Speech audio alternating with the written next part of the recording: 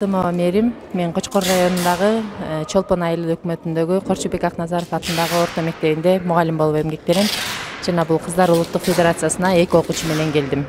Бул жөнүндө негизи такыр маалыматым жок болчу экен. Анан көргөндөн баштап эле өзүнүн аурасы менен негедир тартып алды. Биринчиден бул жерде баардыгыбыз оюбузду эркин айта тургандыгыбыз, бирдей мамиле, бирдей укукта болгондугубуз абдан жакшы.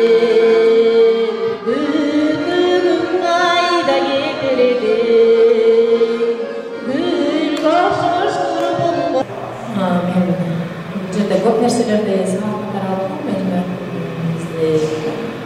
буга чейинки билбей жүргөн нерселердин баардыгын көзүбүз ачылып жатат. Эми окуучуларым менен биргеликте келгем, 2 окуучу менен мага атайын жатканы баардыгыбыз бирдей укукта тең укукта иш алып барганыбыз менен жана Мамилдик кино фестивали атынан жагып атат. Жана ошол Мамилдик кино фестивалында жеңип, ошол Кыздар улуттук федерациясына мүчө болуп, жана ошол жерде кыздар